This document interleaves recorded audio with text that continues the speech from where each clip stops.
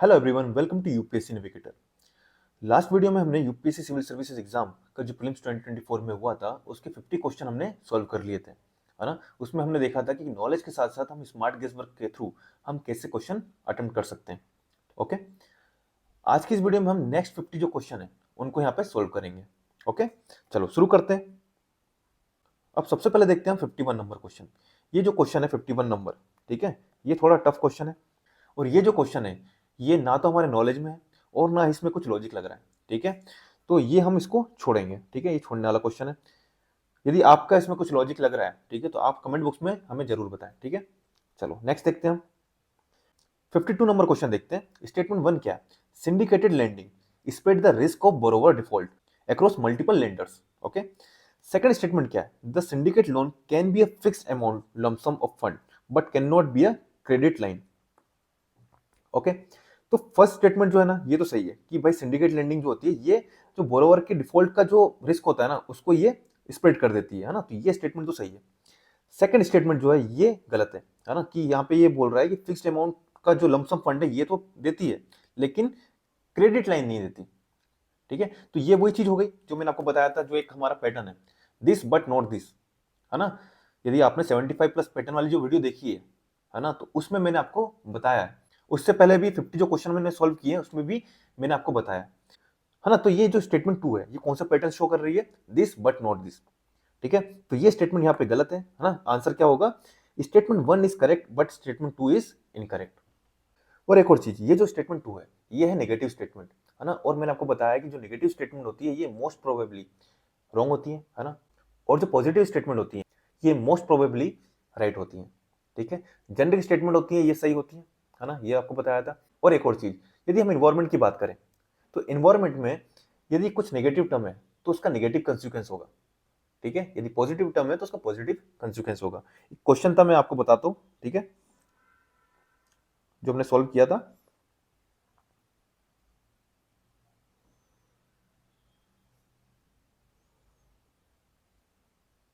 ये देखिए, पीएफएस, है ना। इसमें क्या है? PFS are not easily degraded in the environment. कुछ नेगेटिव है तो उसका नेगेटिव ही कंसिक्वेंस होगा, है ना। एनवायरमेंट में डिग्रेडेड नहीं होती होगी तभी यूपीएससी ने क्वेश्चन पूछा है। तो इस तरह हमको सोल्व करना होता है, ठीक है। बहुत सारी चीज मैंने आपको बताई है, जो हमारी 75 प्लस पैटर्न वाली वीडियो है ना, उसमें मैंने सब कुछ बताया। उसकी जो पीडीएफ है वो भी हमने टेलीग्राम पे आपको प्रोवाइड की हुई है, तो आप जाके वो डाउनलोड कीजिए और वहां से आप क्वेश्चन सॉल्व करना स्टार्ट कीजिए। अब देखिए 53 नंबर क्वेश्चन देखते हैं।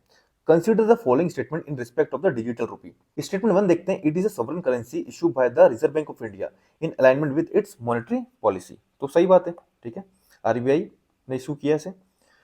सेकंड स्टेटमेंट देखिए, it appears as a liability on the RBI balance sheet, है ना, तो लायबिलिटी होगी। फर्क क्या है? जो हमारी करेंसी होती है ना, वो अभी फिजिकल फॉर्म में, उसी करेंसी को यदि हम डिजिटल फॉर्म में कर दें तो वो क्या है? डिजिटल रूपी, है ना। जो फिजिकल करेंसी होती है ये भी आरबीआई की लायबिलिटी है ना। उसी तरह ये जो डिजिटल रूपी ये भी आरबीआई की लायबिलिटी है। थर्ड आप देखिए, it is insured against inflation bye it's very design. तो ये स्टेटमेंट गलत है ना, क्योंकि हमारा जो अभी फिजिकल करेंसी है ये क्या इन्फ्लेशन के अगेंस्ट इंश्योर्ड है? नहीं है ना। तो फिर जो डिजिटल रुपये ये कैसे हो सकता है ना। तो थर्ड स्टेटमेंट यदि हम गलत करें, ठीक है, तो ये खत्म।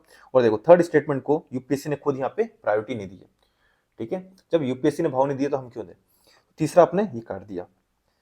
फिर देखते हैं fourth statement, it is freely convertible against commercial bank money and cash, ठीक है। तो ये भी स्टेटमेंट सही है। जो हमारा फिजिकल करेंसी है और डिजिटल रुपये है ना, ज्यादा फर्क नहीं है, वो फिजिकल फॉर्म में है, ये डिजिटल फॉर्म में है, बस। तो उसका आंसर क्या होगा? 1 to 4।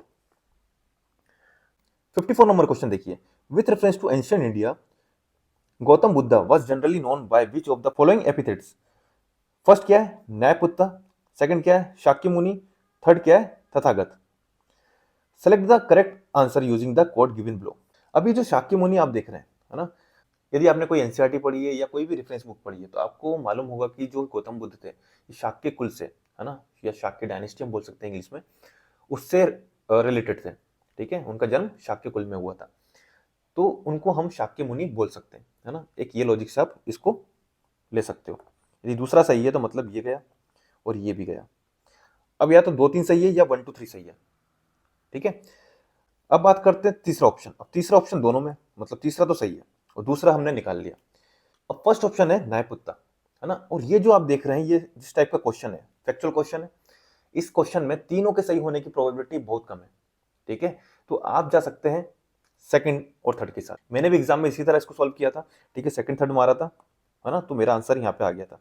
अब ये चीज मैंने कैसे करी, है ना, कि मुझे कैसे मालूम कि भाई ये इस टाइप का क्वेश्चन है, इसमें तीनों सही नहीं हो सकते। तो ये कैसे आप कर सकते हैं, जितना आप यूपीएससी के पीवाईक्यू में टाइम देंगे, है ना, जितना टाइम स्पेंड करेंगे टेस्ट सीरीज के बजाय, आप यदि पीवाईक्यू में बेसिक बुक पढ़िए और पीवाईक्यू पर टाइम दीजिए, उस पर रिसर्च कीजिए, है ना, उसको एनालाइज कीजिए, उसे सॉल्व कीजिए, तो आपको खुद समझ में आने लगेगा कि किस टाइप के क्वेश्चन में तीनों सही हो सकते हैं, ठीक है, किस में नहीं हो सकते हैं, यूपीएससी की लैंग्वेज क्या है, पैटर्न्स क्या है, वो सब आप आइडेंटिफाई कर सकते हैं, ठीक है।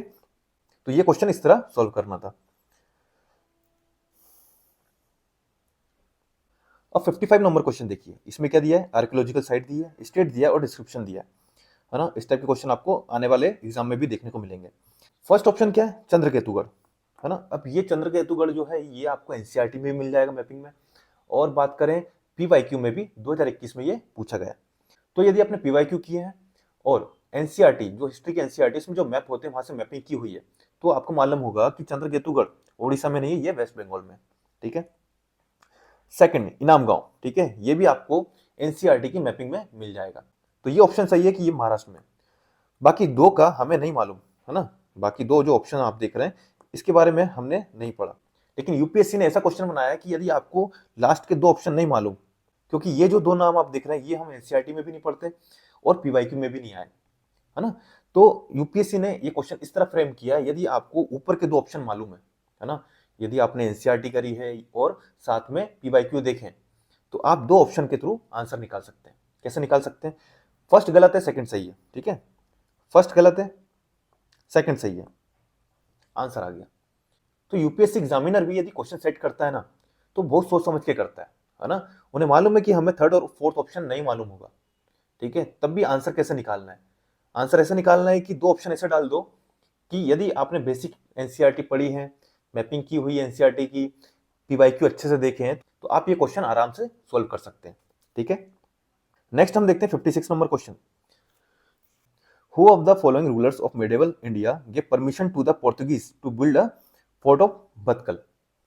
अब चार नाम दिए, है ना, मुझे नहीं मालूम था ये क्वेश्चन का क्या है, लेकिन मैंने आपको बताया है हमारे 75 प्लस पैटर्न वाली वीडियो में कि यूपीएससी के फेवरेट एरिया कौन से हैं, है ना। विजयनगर एम्पायर, उसमें भी सबसे ज्यादा फोकस किस पर, कृष्णदेवराय। सेकंड अकबर। थर्ड हम देखें कॉइन्स के ऊपर क्वेश्चन पूछते हैं, मर्चेंट्स के ऊपर क्वेश्चन पूछते हैं, जो इकोनॉमिक टर्म्स होती हैं उसके ऊपर क्वेश्चन पूछते हैं, तो मोस्ट प्रोबेबली आंसर उन्हीं में से होता है ना।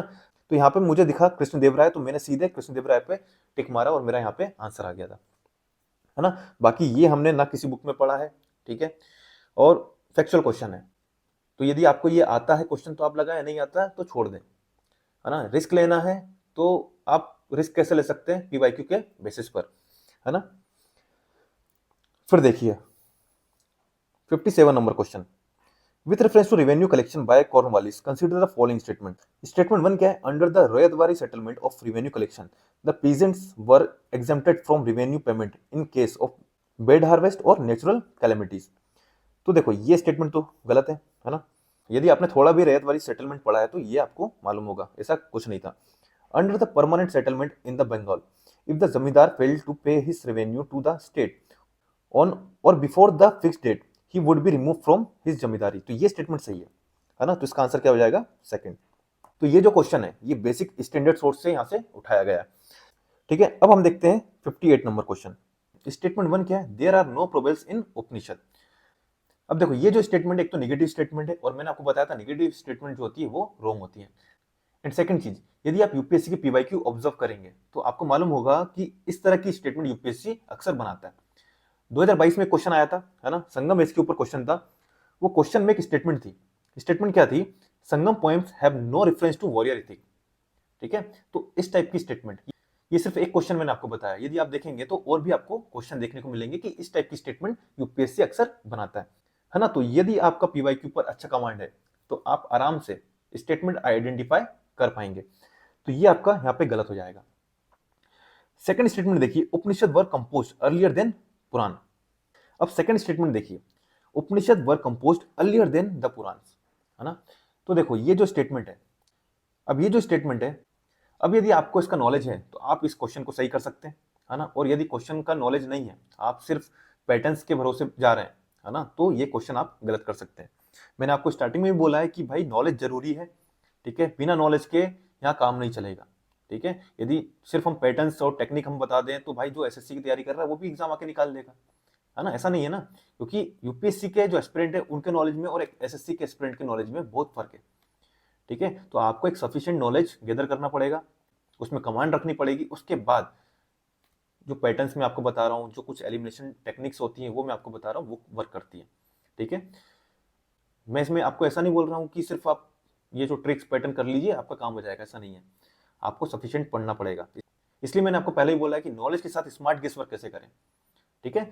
तो यहाँ पे देखो, यदि आपको नॉलेज है ना, तो आप इसको सही कर सकते हैं कैसे, कि आपको मालूम होगा जो पुराण है वो गुप्तास के टाइम पे भी लिखे जा रहे थे, है ना।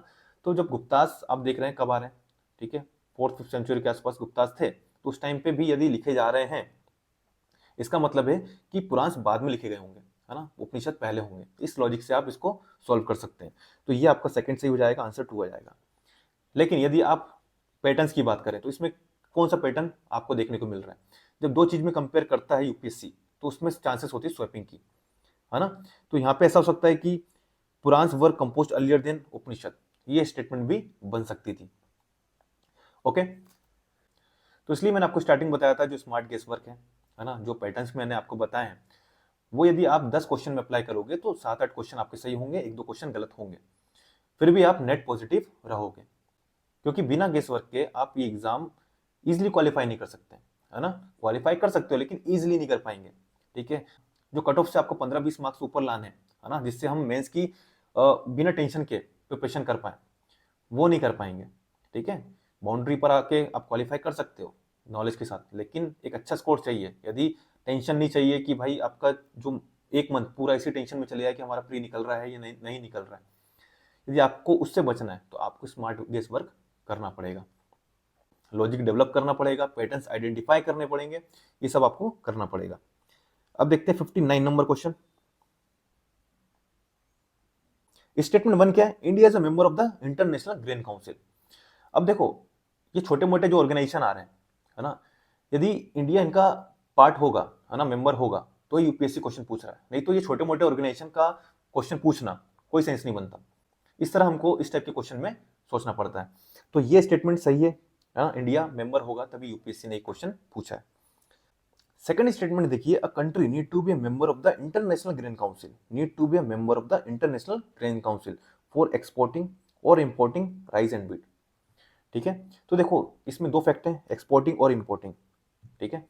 हो सकता है कि जो एक्सपोर्ट करने वाली कंट्री हो उनका मेंबर होना जरूरी हो, या फिर ऐसा भी हो सकता है कि जो इंपोर्ट करने वाली कंट्री है उनका मेंबर होना जरूरी हो, ठीक है। और ये भी हो सकता है कि एक्सपोर्ट करने वाली और इंपोर्ट करने वाली दोनों कंट्रीज का मेंबर होना जरूरी हो। तो हमारे पास 3 यहाँ पे ऑप्शन बन रहे हैं, ठीक है। इसका मतलब इस स्टेटमेंट को हम रॉन्ग प्रूफ कर पा रहे हैं, है ना, हमारे पास 3 ऑप्शन बन रहे हैं, भाई ऐसा भी तो हो सकता है, ठीक है। हमारे दिमाग में 3 ऑप्शन आ रहे हैं।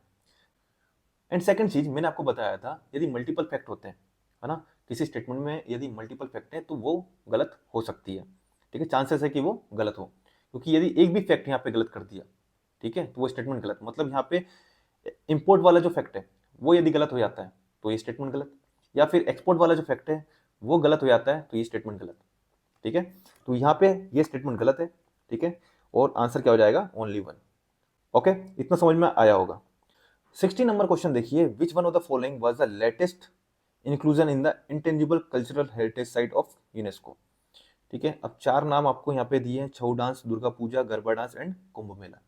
अब ये जो क्वेश्चन है ये है फैक्चुअल क्वेश्चन और करंट का क्वेश्चन है, ये यदि आपको आता है तो आप इसको अटेम्प्ट कीजिए, नहीं आता तो आप इसको छोड़ सकते हैं, ठीक है।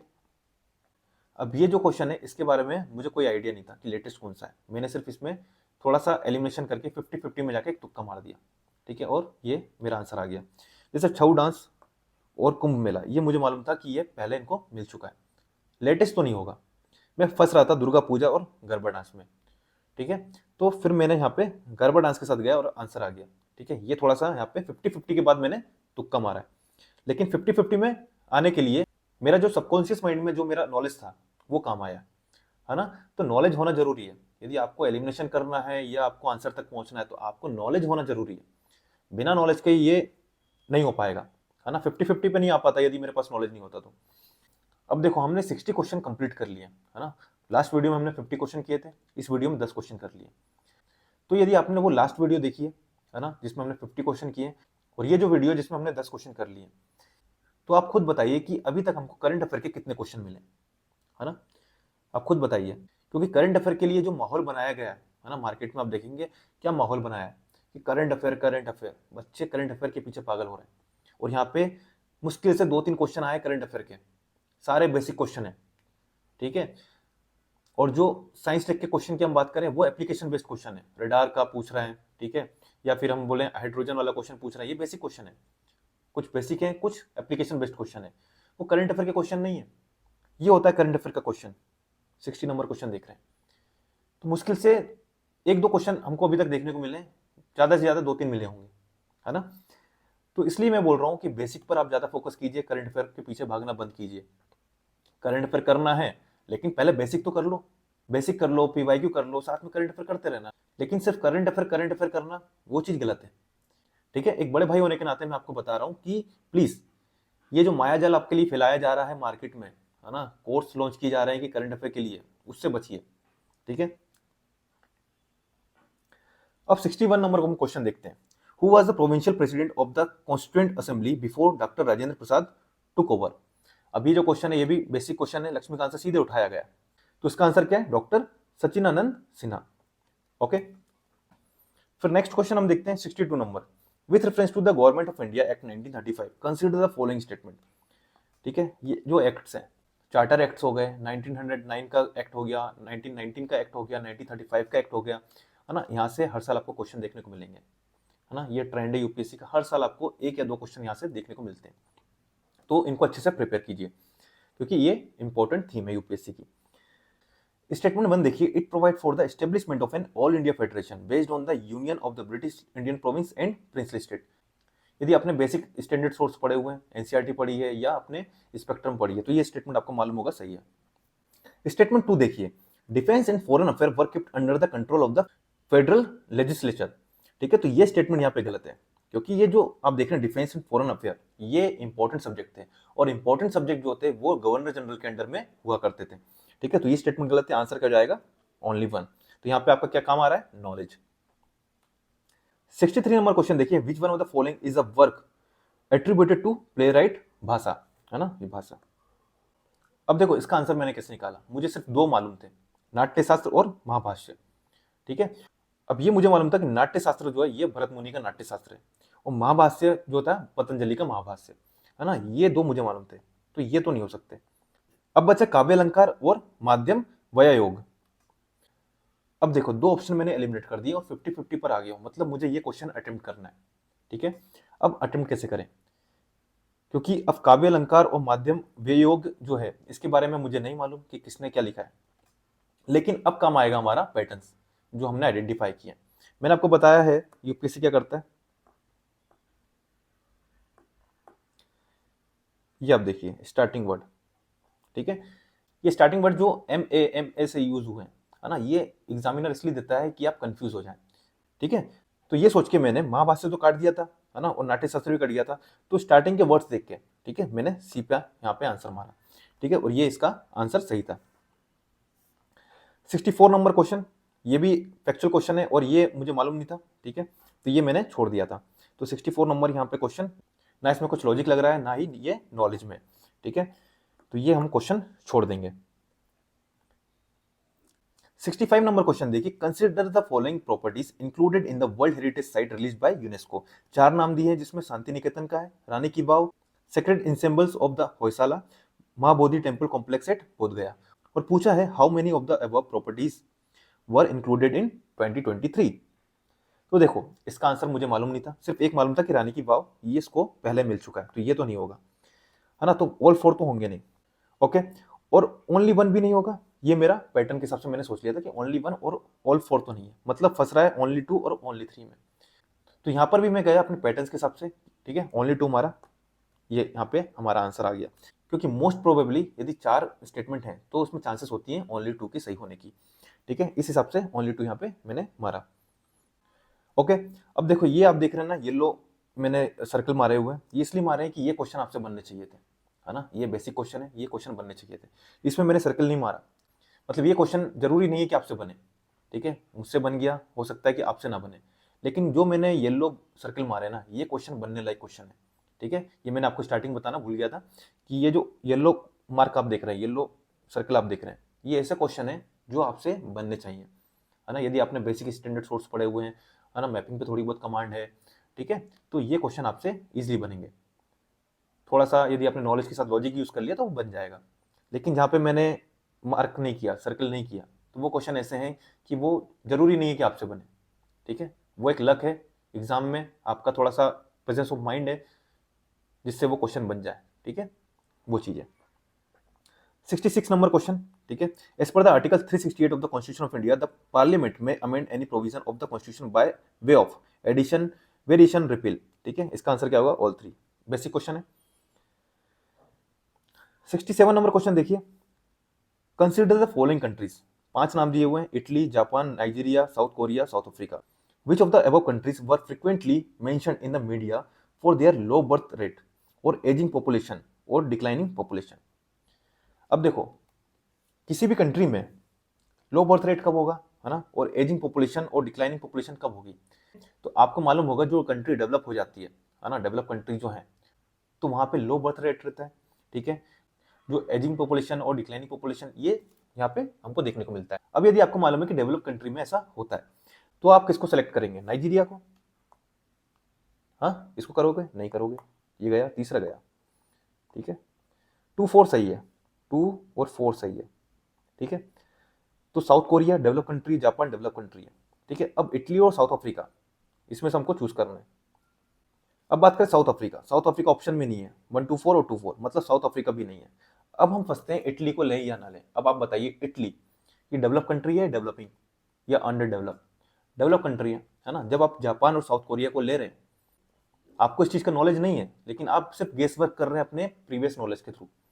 ठीक है, जो आपने थोड़ा बहुत पढ़ा हुआ है कि भाई एजिंग पॉपुलेशन, ठीक है, लो बर्थ रेट कहाँ पे होता है, ये यदि आपने थोड़ा बहुत पढ़ा है, उस बेसिस पे आप यहाँ पे एलिमिनेट कर रहे हैं। तो यदि आपने इस बेसिस पर जापान और साउथ कोरिया को सेलेक्ट किया है, तो आप इटली को क्यों छोड़ रहे हैं?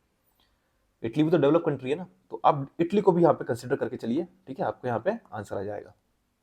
ठीक है, सेम चीज सोच के मैंने आंसर मारे हैं, वही चीज मैं आपको बता रहा हूँ। ठीक है, यही सेम लॉजिक सोचकर मैंने एग्जाम में क्वेश्चन अटेम्प्ट किए हैं, सेम चीज मैं आपको यहाँ पे बता रहा हूँ। ठीक है, तो इस तरह आपको यहाँ पे अपना लॉजिक, अपना गेस वर्क करना पड़ेगा। अब आप खुद बताइए, ये कुछ तुक्का है क्या? लोग बोलते हैं तुक्का तुक्का जो करते हैं, ठीक है, ट्रिक हो गया, ये वो चीज बता रहा हूँ क्या? मैं आपको नहीं बता रहा हूँ, मैं आपको वही चीज बता रहा हूँ कि स्मार्ट गेस वर्क, लॉजिकल, है ना, उस तरीके से हमको कैसे क्वेश्चन निकालना है। 68 नंबर क्वेश्चन देखिए, which of the following statement are correct in respect of the money bill in the parliament. ठीक है, 4 स्टेटमेंट दिए, हम देखते हैं कौन सी। फोर्थ स्टेटमेंट देखिए आप, amendment of the money bill suggested by the Rajya Sabha have to be accepted by the Lok Sabha. तो ये स्टेटमेंट गलत है, आपने लक्ष्मीकांत पढ़ी, आपको मालूम होगा। तो ये गया, वो देखो फोर्थ जो है, सिर्फ यूपीएससी ने एक बार इसको प्रायोरिटी दी है ना, एक बार वैल्यू दी है। जब यूपीएससी इसको भाव नहीं दे रहा तो हम क्यों दें?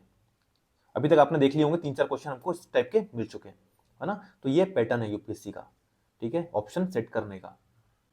ओके, इतना समझ में आपको आ गया होगा। अब देखो फोर्थ गया, अब थर्ड ऑप्शन देखिए, the Rajya Sabha can either approve the bill और suggest changes but can not rejected it. तो ये बात तो सही है, ठीक है, थर्ड ऑप्शन सही है। तो थर्ड ऑप्शन सही है, मतलब ये भी गया। अब आपको सेकंड पढ़ने की जरूरत ही नहीं है ना, सेकंड भी सही है, थर्ड भी सही है। फंसते हैं आप फर्स्ट में, तो सेकंड थर्ड सही है। फर्स्ट ऑप्शन क्या है? Article 109 mention special procedure in respect of money bill.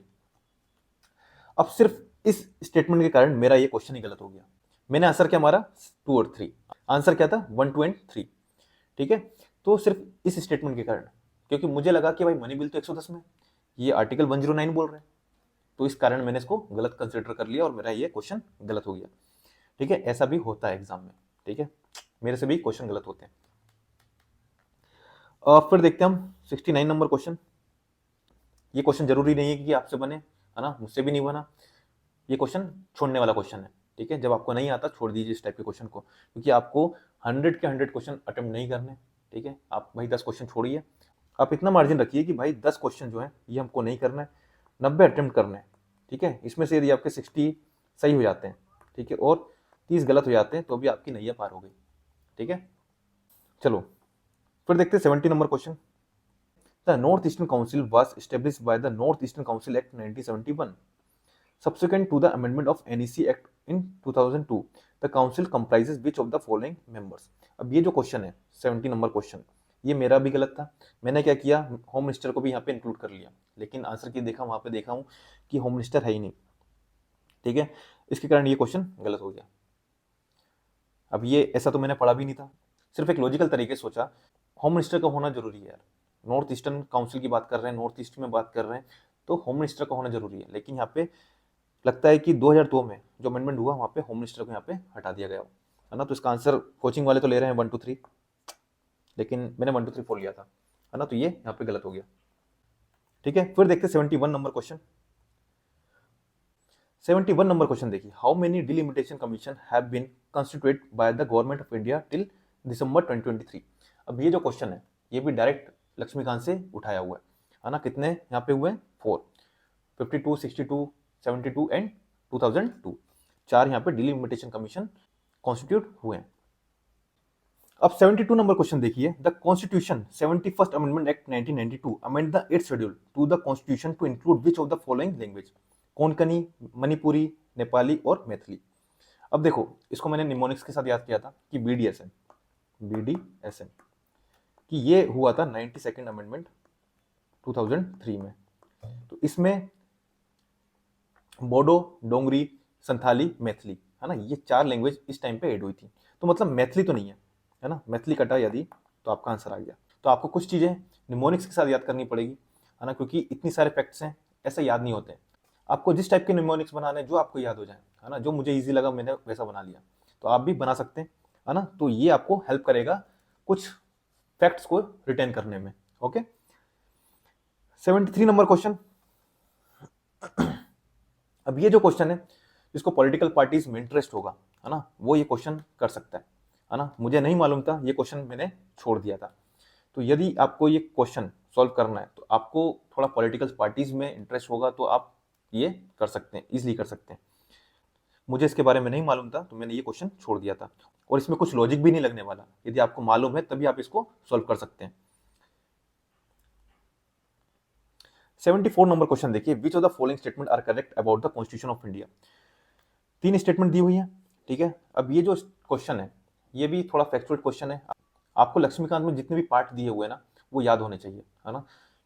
तो ये जो क्वेश्चन है, लेकिन इस क्वेश्चन में मैं भी कंफ्यूज हो गया था, क्योंकि पार्ट जो थे वो याद किए हैं लेकिन रिवाइज नहीं हुए थे वो।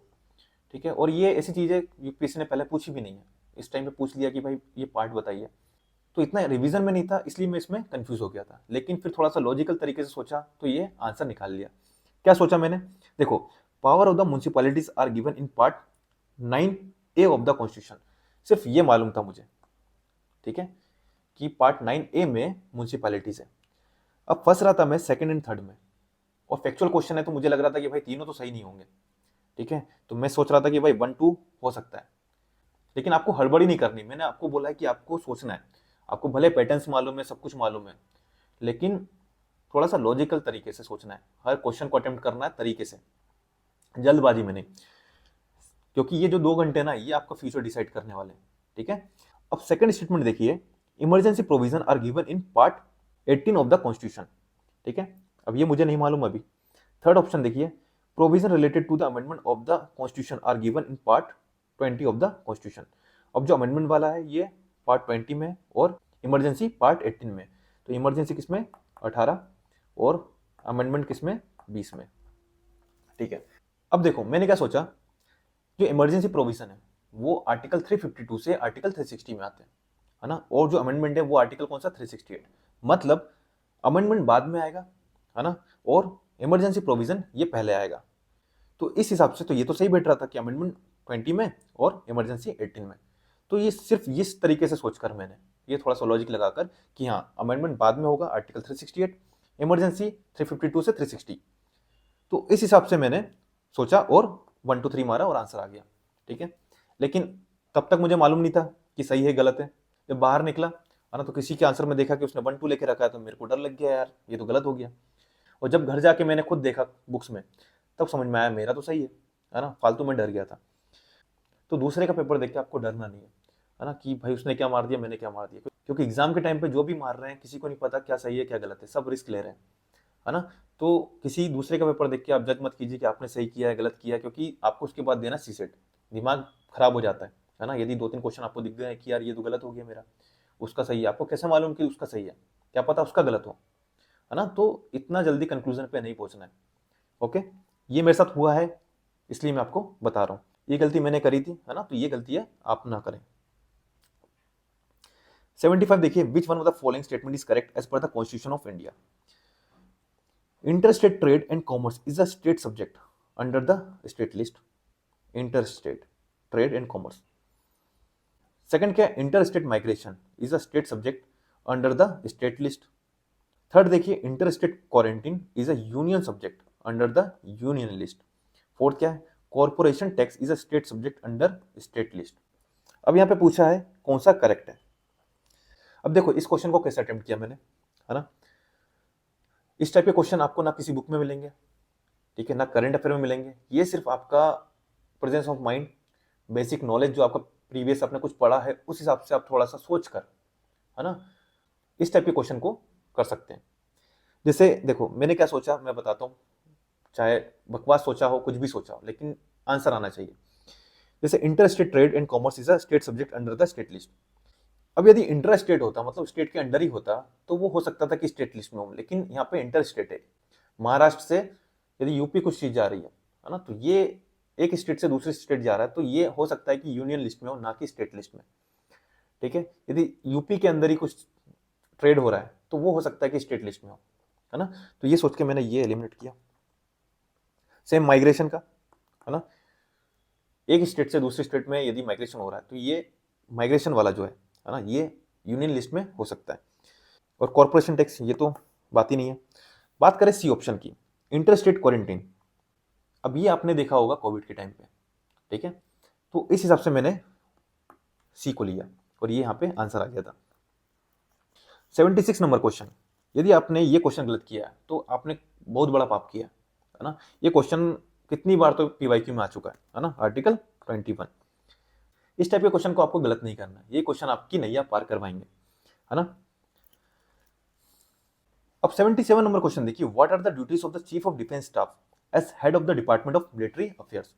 ऑप्शन 1 क्या है, permanent chairman of chief of staff committee, है ना, तो ये स्टेटमेंट सही है।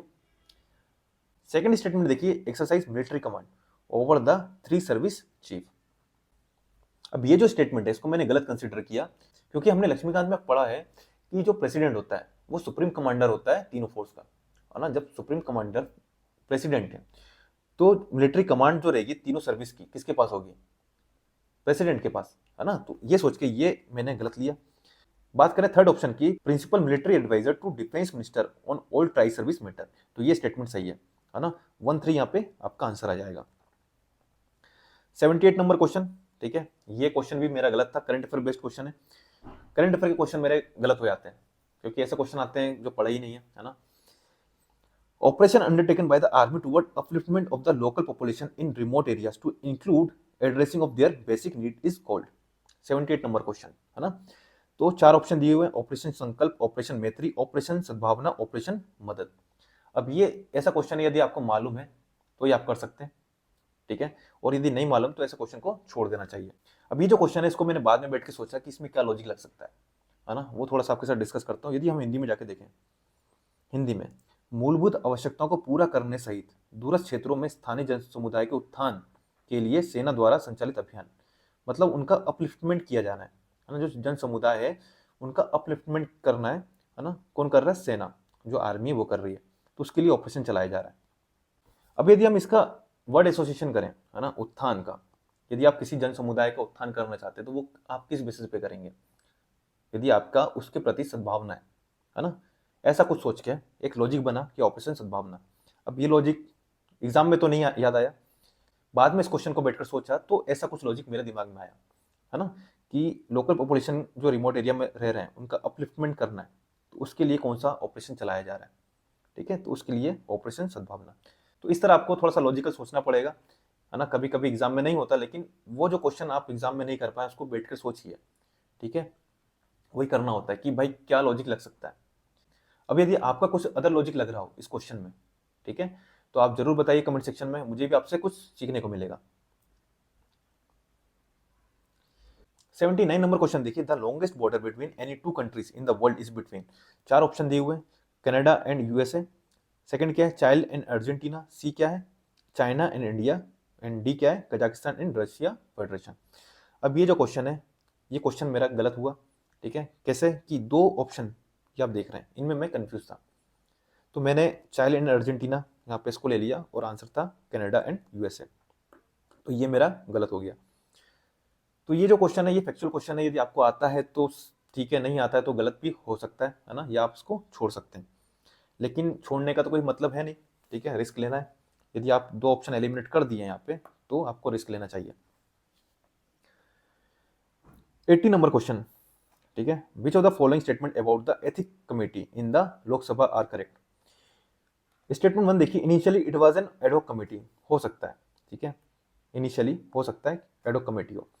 सेकंड क्या है, only a member of the Lok Sabha can make a complaint relating to the unethical conduct of a member of the Lok सभा।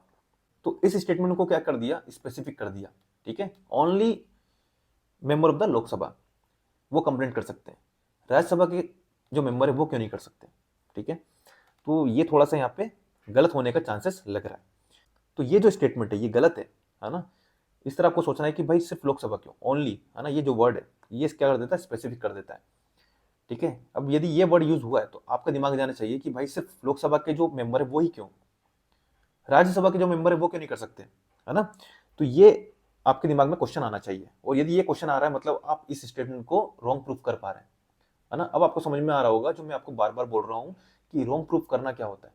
यदि किसी स्टेटमेंट को आप रॉन्ग प्रूफ कर पा रहे हैं तब उसको रॉन्ग कंसीडर करना है, नहीं तो तब तक आपको उसे सही कंसीडर करके चलना है। तो इस स्टेटमेंट से आप समझ पा रहे होंगे कि रॉन्ग कंसीडर करने का मतलब क्या है ना। तो ये स्टेटमेंट हमारी गलत होती है, ठीक है। यदि सेकंड आप गलत करें, आपका आंसर आ गया 1 एंड 3, ठीक है, ठीक है। अब थर्ड स्टेटमेंट भी देख लेते हैं, this committee can not take up any matter which is a sub judice, ठीक है, तो ये नॉर्मल स्टेटमेंट है कि जो कोर्ट में चल रहा है केस उसको आप यहाँ पे नहीं उठा सकते, ठीक है, तो ये सही है। 81 नंबर क्वेश्चन जो है, ठीक है, ये आपका करंट अफेयर का क्वेश्चन है। अभी तक कितने क्वेश्चन आपको देखने को मिले करंट अफेयर के, ठीक है, कुछ सोचिए, ज्यादा क्वेश्चन नहीं है ना, मैक्सिमम क्वेश्चन आपके बेसिक स्टैंडर्ड सोर्स से पूछे गए हैं, तो बेसिक पर ज्यादा फोकस कीजिए ना कि करंट अफेयर के ऊपर। Consider the following statement regarding नारी शक्ति बंधन अधिनियम, है ना। Statement 1, provision will come into effect from the 18 Lok Sabha, तो ये जो देख रहे हैं 18 लोकसभा, तो ये 18 लोकसभा में इफेक्ट में नहीं आएगा, है ना, ये बाद में, ठीक है, 19 लोकसभा की बात करिए यहाँ पे, तो ये स्टेटमेंट हमारी गलत होती है। यदि 1 गलत, आपका आंसर आ गया, सिर्फ आपको इतना पता है तो आपका आंसर आ गया, ठीक है, बाकी स्टेटमेंट तो पढ़ने की जरूरत नहीं है, ठीक है।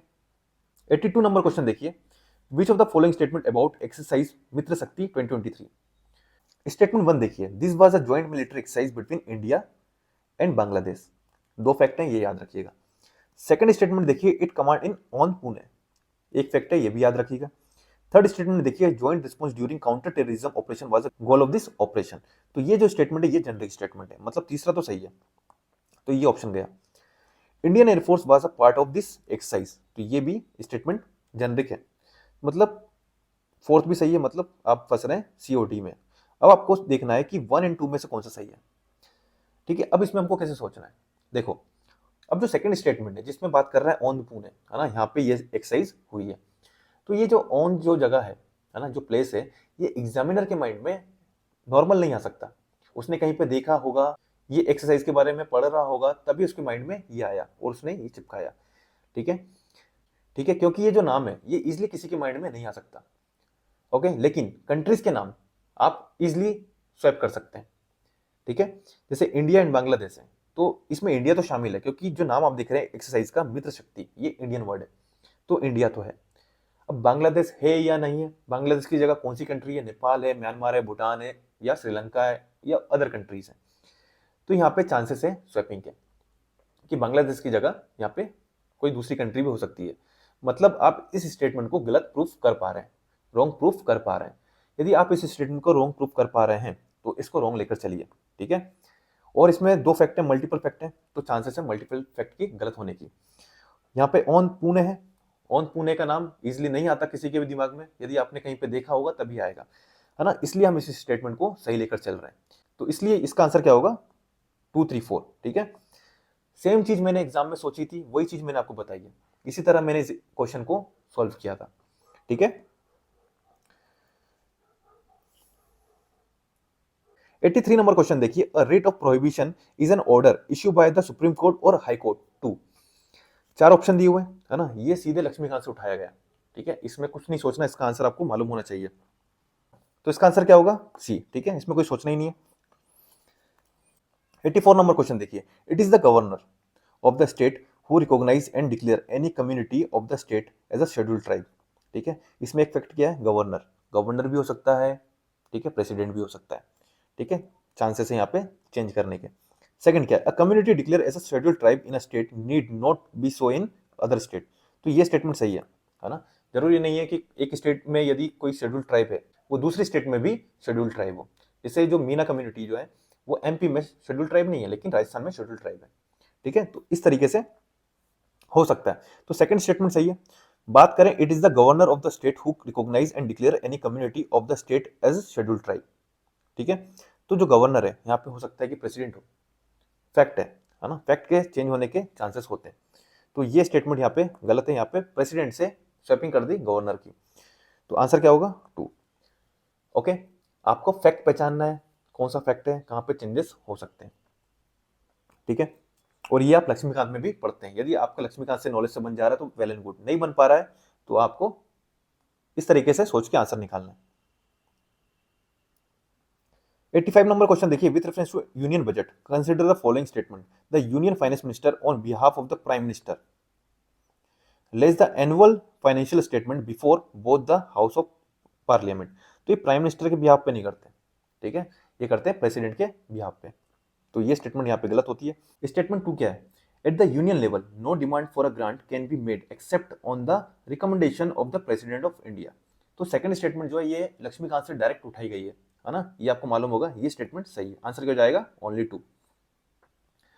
86 नंबर क्वेश्चन, ठीक है, ये करंट अफेयर बेस्ड क्वेश्चन है। Who of the following is the author of the book the Indian way and why Bharat matters. अब ये जो क्वेश्चन है इसका मुझे कोई आइडिया नहीं था, क्योंकि यूपीएससी का ट्रेंड ही नहीं है इस टाइप के क्वेश्चन पूछने का। इस टाइप के क्वेश्चन रेलवे, एसएससी ऐसे एग्जाम में पूछे जाते हैं, लेकिन यूपीएससी ने पहली बार इस टाइप का क्वेश्चन पूछ दिया। तो क्या करें, है ना, आइडिया तो था नहीं। तो मैंने सिर्फ एक चीज देखकर इसमें टिक मारा और आंसर आ गया। वो क्या था, ठीक है, मतलब 2 चीज तो मैंने काट दी, 50-50 पर आ गया भाई, आंसर होगा तो इन दोनों में से होगा। फिर दिमाग में आया कि यार गवर्नमेंट किसकी, मोदी गवर्नमेंट, तो हो सकता है कि भाई जयशंकर साहब ने लिखा हो, ठीक है। आंसर मारा, आंसर आ गया, ठीक है। थोड़ा सा लक फैक्टर चलता है ना, किसी के दिमाग में कुछ और चल रहा होगा, मेरे दिमाग में जो चला, टिक मारा, आंसर आ गया, ये लक के थ्रू सही होता है, ठीक है। थोड़ा बहुत लक भी यहाँ पे चलता है। अब 87 नंबर क्वेश्चन देखिए, कंट्रीज, है ना, और reason for being in the news. अब ये जो क्वेश्चन है इसको सोल्व करने का मैं आपको एक तरीका भी बताऊंगा, ठीक है, नया तरीका, एक नया पैटर्न, नया लॉजिक, ठीक है, जो मैंने यूज किया था इस क्वेश्चन में। अब सूडान जो है इसके बारे में आपको पता होगा, ठीक है, ये पीवाईक्यू में पूछा गया है ना, तो ये स्टेटमेंट तो सही है, ठीक है, सूडान में ये हो रहा है ना, तो सेकंड तो सही है। बात करें अर्जेंटीना और टर्की की। अब देखो टर्की जो है क्या बोल रहा है, इसने मेंबरशिप छोड़ दी है नाटो की। अब यदि टर्की ने मेंबरशिप छोड़ दी होगी नाटो की, है ना, तो ये चीज आपको पता होती, क्योंकि आप न्यूज़पेपर डेली फॉलो कर रहे हैं, मैगजीन पढ़ रहे हैं, ठीक है, और न्यूज चैनल भी देख रहे हैं। यदि टर्की ने सदस्यता जो मेंबरशिप है वो छोड़ दी होती, त्याग दी होती, तो ये काफी बड़ी न्यूज होती, है ना, और ये आपको पता होता। तो अपने नॉलेज पर भरोसा रखिए, ठीक है। तो ये स्टेटमेंट यहाँ पे गलत। अब बात आती है स्टेटमेंट 1, अर्जेंटीना में वर्स्ट इकोनॉमिक क्राइसिस। अब देखो यूपीएससी के एग्जाम में क्वेश्चन सोल्व करने का एक और तरीका होता है, आप स्टेटमेंट को नेगेट करके देखिए, है ना, उसका नेगेटिव बना के देखिए। जैसे कि वर्स्ट इकोनॉमिक क्राइसिस, अब ये जो स्टेटमेंट है इसको हम नेगेट करेंगे या उल्टा करेंगे? इसको नेगेट तो कर नहीं सकते, इससे ज्यादा क्या नेगेटिव जाएगा, तो हम इसको उल्टा करके देखते हैं कि इकोनॉमिक बूम हो रहा है इसलिए अर्जेंटीना का नाम न्यूज में, है ना। अब इकोनॉमिक बूम किसका? अर्जेंटीना का। ये अर्जेंटीना कहाँ पर है? साउथ अमेरिका कॉन्टिनेंट में एक कंट्री है ना। और साउथ अमेरिका में आप देखेंगे तो ब्राजील के अलावा बाकी जो कंट्रीज है इतना उनमें पोटेंशियल नहीं है, ठीक है, कि वो इतना बूम कर जाए कि न्यूज में आ जाए, ठीक है, पहली बात तो ये। और एक और चीज, न्यूज में वही चीज आती है जहाँ पे कुछ प्रॉब्लम हुई हो, है ना। कुछ अच्छा चीज होती है वो न्यूज में नहीं आती, न्यूज वाले कवर ही नहीं करते हैं। लेकिन कहीं पे क्राइसिस हो गया, कहीं पे वॉर हो गया, वो न्यूज वाले कवर करते हैं। तो न्यूज में तभी होगा जब वहां पे कुछ क्राइसिस हुआ होगा, ना कि इकोनॉमिक बूम हुआ होगा, ठीक है। तो आपको क्या करना है, कोई भी स्टेटमेंट है उसको निगेट करके देखिए या उसको उल्टा करके देखिए। यदि वो वहां पे सेट हो रहा है, ठीक है, तो आप उसको सही लेके चलिए, और सेट नहीं हो रहा है तो आप उसको गलत लेके चलिए, ठीक है। तो यहाँ पे ये सेट हो रहा है कि हाँ भाई वर्स्ट इकोनॉमिक क्राइसिस होगा तभी अर्जेंटीना का यहाँ पे नाम है, तो इसका आंसर क्या हो जाएगा? ओनली 2 पेयर, ठीक है। अब देखो यहाँ पे 3 स्टेटमेंट है लेकिन आंसर क्या है? ओनली 2, ओनली 1 नहीं है ना। तो यहाँ पे आपका पैटर्न्स काम नहीं आएगा, यहाँ पे आपका नॉलेज और लॉजिक काम आएगा, ठीक है। तो सबसे पहले हमको क्या प्रायोरिटी रखनी? नॉलेज को, फिर लॉजिक को, उसके बाद पैटर्न्स को, ठीक है, फिर ट्रिक को। ये आपका सीक्वेंस होना चाहिए। यदि आपने ऊपर नीचे किया तो आपका खेल हो जाएगा, ठीक है। स्टेटमेंट 1 देखिए, Sumed pipeline is a strategic route for Persian Gulf oil and natural gas shipment to Europe, ठीक है। तो ये स्टेटमेंट जेनरिक स्टेटमेंट है ना। और जो पाइपलाइन है, चाहे वो ऑयल की हो या नेचुरल गैस की हो, वो किसी भी कंट्रीज के लिए स्ट्रेटेजिक रूट होगा। तो ये स्टेटमेंट तो सही है। सेकंड स्टेटमेंट देखिए, Sumed pipeline connect the red Sea with Mediterranean Sea. अब ये जो स्टेटमेंट है इसके कारण मेरा ये क्वेश्चन गलत हो गया था, मैंने आंसर यहाँ पे लिया था सी, लेकिन आंसर क्या है? ए, ठीक है। क्योंकि मुझे लगा कि यार 2 फैक्ट है, रेड सी मेडिटेरियन सी, क्या पता भाई यहाँ पे रेड सी ना हो डायरेक्ट यहाँ पे, क्योंकि पर्शियन गल्फ तो ये होता है ना, पर्शियन गल्फ जो है ये है यहाँ पर, ठीक है, रेड सी यहाँ पर है। तो यदि कनेक्ट करना होगा मेडिटेरियन सी से तो वो यहीं से कर देंगे, है ना, यहाँ से नहीं आएंगे। तो मुझे लगा शायद रेड सी ना हो, सिर्फ मेडिटेरियन सी हो, तो ये सोचा था मैंने, इसके कारण इसको मैंने गलत कंसिडर किया। लेकिन इसका आंसर रेड सी मेडिटेरियन सी दोनों है, ठीक है। तो इसका आंसर क्या है? ए, है ना, सी नहीं है। क्वेश्चन नंबर 89 देखिए, consider the following statement. Option 1 क्या है? The red sea receive very little precipitation in any form. तो जेनरिक स्टेटमेंट है, हो सकता है। सेकंड स्टेटमेंट देखिए, no water enter the red sea from rivers, है ना। अब ये जो स्टेटमेंट है ये नेगेटिव स्टेटमेंट है और एक्सट्रीम स्टेटमेंट है। तो नेगेटिव और एक्सट्रीम स्टेटमेंट जो होती है यूपीएससी में गलत होती है ना, कि भाई no water enter the red sea from rivers. तो ये मैंने गलत लेके चला, लेकिन कोचिंग वाले इसको सही लेकर चल रहे हैं। लेकिन आप यदि गूगल मैप को जूम करके देखोगे ना तो रिवर्स आपको जाती हुई मिलेंगी रेड सी में। अब ये यूपीएससी डिसाइड करेगा कि भाई सेकंड स्टेटमेंट यहाँ पे सही है या गलत है ना। मैंने यहाँ पे सेकंड स्टेटमेंट गलत ली है, सिर्फ स्टेटमेंट 1 को यहाँ पे सही लिया। अब ये यूपीएससी बताएगा सही है कि गलत है। 90 नंबर क्वेश्चन जो है ये सिंपल सा क्वेश्चन है। According to the environmental protection agency which one of the following is the largest source of sulphur dioxide emission, है ना। तो इसका आंसर क्या होगा? Power plant using fossil fuel. फिर देखिए, अब देखिए 91 number question, there is instability in worsening security situation in Sahel region, है ना। तो ये आपको मालूम है, ठीक है, न्यूज में भी रहा है, ठीक है, और पीवाईक्यू में भी कवर हुआ ही है एक तरीके से आप देखें तो। स्टेटमेंट 2 देखिए, there have been military take over coup, है ना, detente in several country of the Sahel region in the recent past. तो ये भी स्टेटमेंट सही है, ठीक है। तो स्टेटमेंट 2 एक्सप्लेन कर रही है स्टेटमेंट 1 को, आंसर क्या हो जाएगा? ए। 92 नंबर क्वेश्चन देखिए, स्टेटमेंट 1 क्या है? India does not import apples from the United state of America. अब देखो, एक तो ये नेगेटिव स्टेटमेंट है, ऊपर से अब यदि यूपीएससी एग्जामिनर ने ये क्वेश्चन बनाया है तो ये स्टेटमेंट उसने कहीं ना कहीं तो पढ़ी होगी, है ना, चाहे न्यूज़पेपर में या किसी आर्टिकल में पढ़ा होगा। अब किसी भी न्यूज़पेपर या आर्टिकल में ये तो नहीं लिखा रहेगा कि India does not import apples from the United state of America. India import करता होगा यूनाइटेड स्टेट ऑफ अमेरिका से, वो न्यूज़ लिखी होगी, है ना, कि इंडिया ने इंपोर्ट किया है यूएसए से। वहां पे ऐसा नहीं लिखा होगा कि इंडिया इंपोर्ट नहीं करता यूएसए से, है ना। What my point? तो ये चीज आपको सोचनी पड़ेगी, और ये वाला सोचने का तरीका मैंने आपको 2-3 क्वेश्चन में बता दिया है ना। आपको ये सोचना पड़ेगा कि एग्जामिनर का माइंडसेट, कि एग्जामिनर ने ये क्वेश्चन बनाया तो कहीं ना कहीं से तो ये पॉइंट पढ़ा होगा, ठीक है, जैसे ओंद वाला, कहीं पे वो पढ़ा होगा तभी वो पॉइंट वहां पे आया, है ना, क्योंकि इतना स्पेसिफिक एग्जामिनर के माइंड में नहीं आ सकता। ठीक है, और यहाँ भी ये जो लाइन आप देख रहे हैं एग्जामिनर के माइंड में नहीं आएगा कि इंडिया इंपोर्ट कर रहा है यूएसए से या नहीं कर रहा है। ठीक है, वो कहीं पे पढ़ा होगा कि इंडिया ने इंपोर्ट किया है यूएसए से। ठीक है, उसको यहाँ पे नेगेटिव स्टेटमेंट बना के डाल दिया, क्योंकि किसी भी न्यूज़पेपर या किसी बुक में किसी आर्टिकल में ऐसा नहीं लिखा रहता कि इंडिया इंपोर्ट नहीं कर रहा है यूएसए से, कर रहा होगा तभी वहां पे लिखा गया। ठीक है, तो यहाँ पे ये स्टेटमेंट यहाँ पे गलत हो जाती है ना।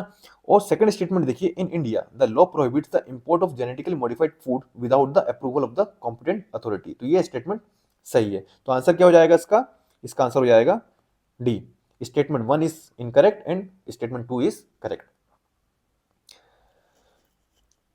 अब देखिए 93 नंबर क्वेश्चन, ये आपका बेसिक लक्ष्मीकांत से उठाया हुआ क्वेश्चन है। अब आप देखिए कितने क्वेश्चन आए हैं बेसिक। ठीक है, 80% क्वेश्चन जो है ना वो बेसिक क्वेश्चन है, और जो करंट अफेयर के क्वेश्चन पूछ रहा है वो या तो आपसे बनेंगे नहीं, और बनने होंगे तो वो आपके लॉजिक से बन जाएंगे। ठीक है, 93 नंबर क्वेश्चन देखिए, with reference to the speaker of the Lok Sabha consider the following statement. Question क्या है, while any resolution for the removal of the speaker of the Lok Sabha is under consideration, तब क्या होगा, ही she shall not B preside, है ना, तो ये बात तो सही है। सेकंड क्या है, he she shall not have the right to speak, है ना, तो ये गलत है। थर्ड क्या है, he she shall not be entitled to vote on the resolution in the first instance, तो ये भी गलत है। आंसर क्या हो जाएगा, ओनली वन। तो ये हमारा लक्ष्मीकांत से सीधे क्वेश्चन पूछा है। With reference to the Indian Parliament, consider the following statement: A bill pending in the Lok Sabha lapse on its dissolution. ठीक है, तो ये सही है। A bill passed by the Lok Sabha and pending in the Rajya Sabha lapse on the dissolution of the Lok Sabha. तो ये भी सही है।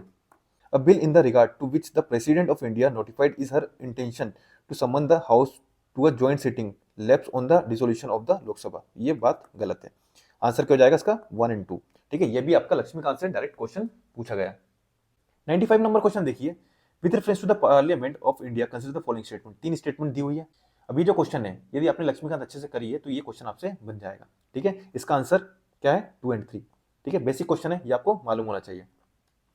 96 नंबर क्वेश्चन देखते हैं, consider the following statement. Statement 1 क्या है, the European parliament approve the net zero industry act recently. ठीक है, किया होगा, कुछ पता नहीं इसके बारे में, इसको होल्ड करते हैं।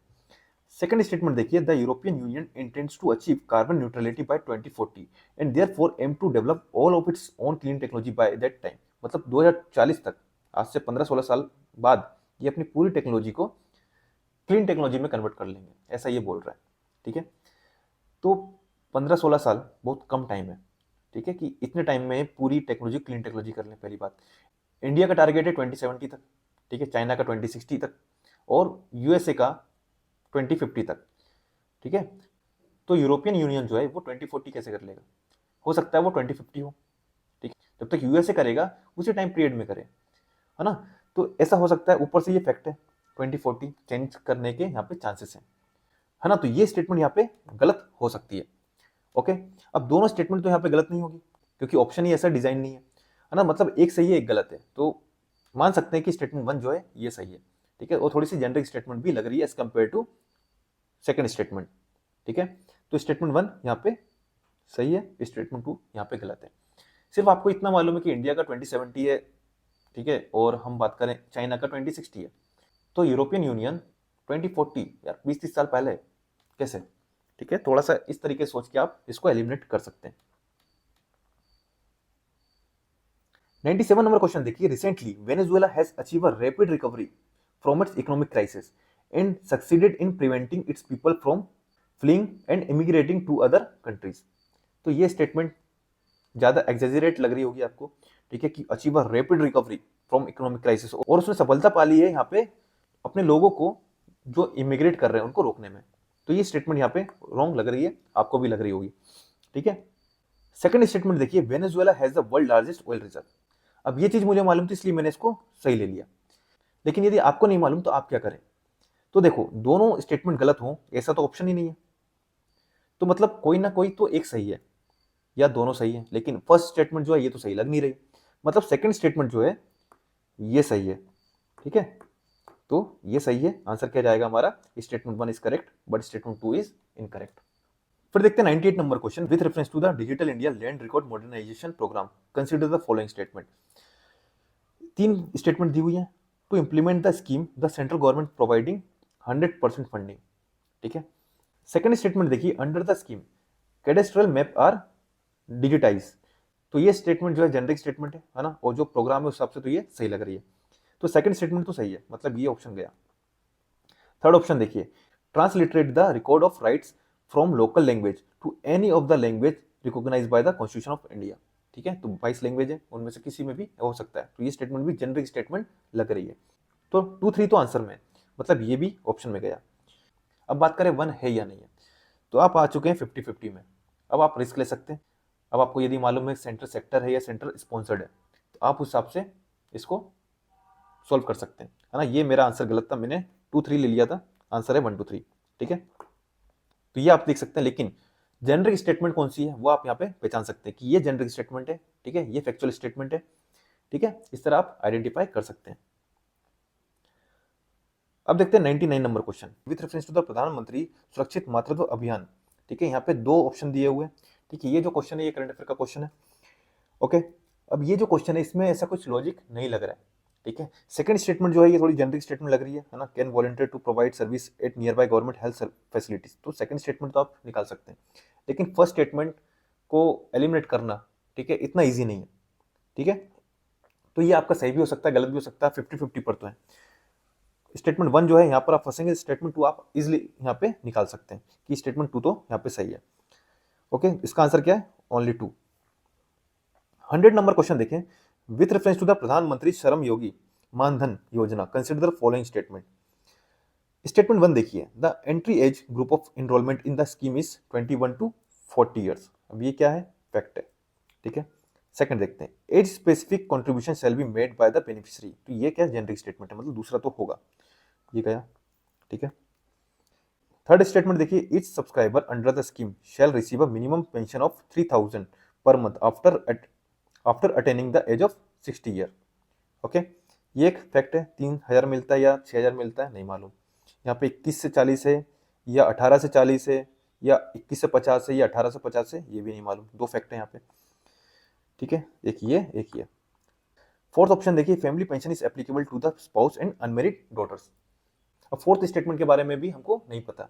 एक तो ये करंट अफेयर बेस्ड क्वेश्चन है। ठीक है, स्कीम अगर आपने पढ़ी है तो आप इसको कर सकते हैं, यदि नहीं पढ़ी तो फिर कैसे करें। देखो, सेकंड तो सही है, मतलब आप 2 3 लें या 2 लें या 1 to 4 लें, है ना। अब 4 ऑप्शन है तो सिर्फ एक ऑप्शन सही हो और 3 गलत हो, ऐसा तो नहीं हो सकता, है ना। ये भी एक सोचने का तरीका, और ये मैंने आपको बताया 75+ जो पैटर्न्स वाली वीडियोस में बताया, तो ये भी गया। अब 2 3 या 1 to 4 इसमें से आपको सेलेक्ट करना है। तो यहाँ पर आ गए आप 50-50 पर, इसमें से आप आंसर चूज कर सकते हैं। अब इस क्वेश्चन में मुझे इतना मालूम था कि भाई 3000 रुपये मिलते हैं, क्योंकि मुन्नार सर के जो नोट्स पढ़े थे उसमें इस स्कीम का यहाँ पे जिक्र था, तो थोड़ा सा बहुत आइडिया था कि हाँ 3000 रुपये तो मिलते हैं। ठीक है, और पेंशन जो है स्पाउस को नहीं मिलती, सिर्फ इतना आइडिया था। एज का क्राइटेरिया मुझे याद नहीं था कि 21 से 40 है या 50 है या 60 है या 18 से क्या है, वो नहीं मालूम था। तो सिर्फ ये तीसरा ऑप्शन मुझे मालूम था और ये जेनरिक था, तो इसलिए 2 3 इसका आंसर मारा और मेरा आंसर आ गया था।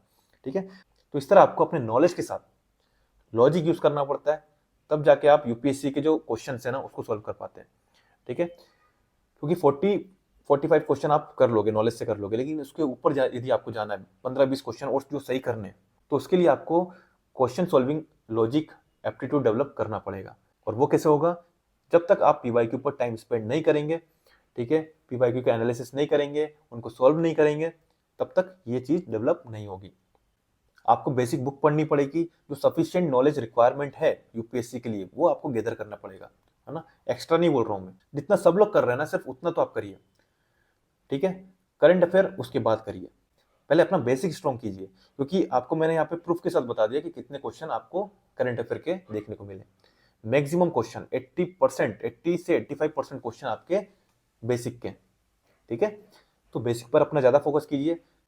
यदि आपने बेसिक कंप्लीट कर लिया, अपना करंट अफेयर कवर कर लिए हैं, पीवाईक्यू पर अच्छे से कमांड कर लिए, ठीक है, उससे एनालिसिस किया है, उससे लॉजिक डेवलप किया है, तब आपको एग्जाम में कॉन्फिडेंस आएगा। और यदि आपके पास कॉन्फिडेंस है तो आप 4-5 क्वेश्चन एक्स्ट्रा सही करके आएंगे। ठीक है, तो ये जो मैंने आपको चीज बताई है ये आप याद रखिएगा, है ना, अपने प्रिपरेशन में इसको इनकलकेट कीजिए, तो आपको काफी कुछ हेल्प मिलेगी अपनी यूपीएससी प्रिपरेशन में। ठीक है, तो होप आप लोगों को वीडियो पसंद आई होगी। पसंद आई तो प्लीज वीडियो को लाइक कीजिए, शेयर कीजिए दोस्तों तक, और हाँ, चैनल पर नए तो चैनल को सब्सक्राइब कर लीजिए। ठीक है, तो समाप्त करते हैं अपनी इस वीडियो को यहीं पर। जय हिंद, जय भारत।